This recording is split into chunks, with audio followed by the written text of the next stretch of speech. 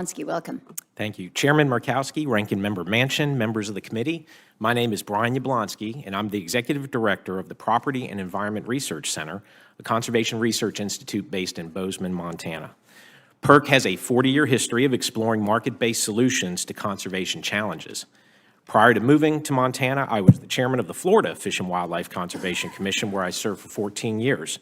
Like you, I am a proud public landowner, and at PERC, we look at how we can be better public land stewards.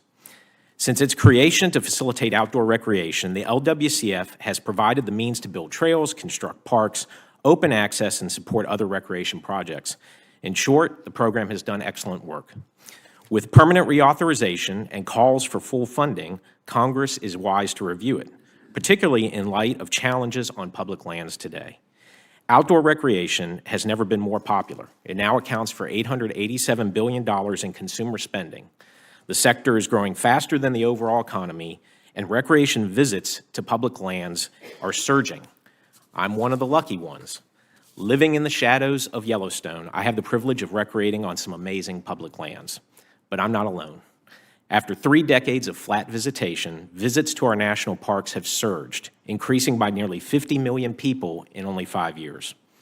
Amid this changing landscape, we must ensure the LWCF is equipped to handle the challenges and opportunities of the 21st century. First, public land managers should have flexibility to use LWCF funds for their greatest conservation needs, including land management and maintenance.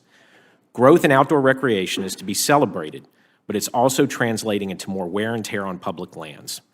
The hiking trails maintenance backlog alone totals $740 million. Recently, I spent a day in Yellowstone with Superintendent Cam Shawley to see firsthand the deferred and cyclic maintenance needs. The condition of employee housing is a clear issue of concern. Conservation should be about taking care of what we own, including taking care of those we charge with conserving. The LWCF would benefit from more flexibility to the federal purposes component to address such needs, whether maintenance, land management, or other important conservation purposes.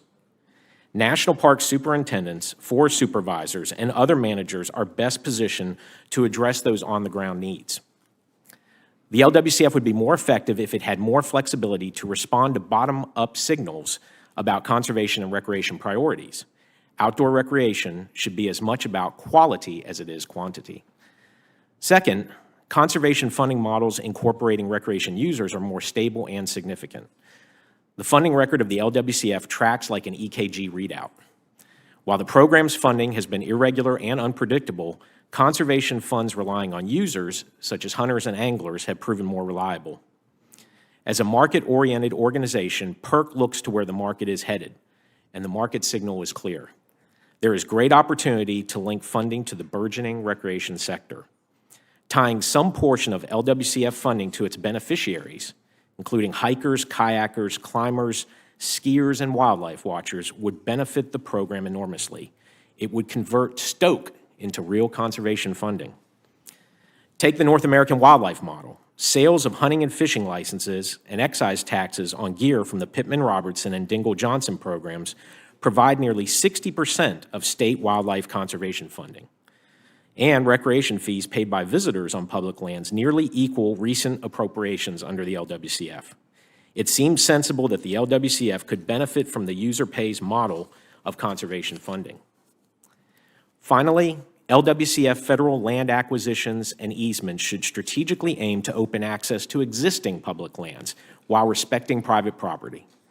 A 2018 report by the Theodore Roosevelt Conservation Partnership found that 9.5 million acres of public lands in the West are landlocked. Some of the most efficient acquisitions are surgical ones, smaller ones that can open thousands of acres for hunters, anglers, and recreationists. The LWCF has a storied record of affording Americans recreation opportunities. It's time we help it meet the greatest needs of our new recreation landscape. Thank you. Mr. Yablonski.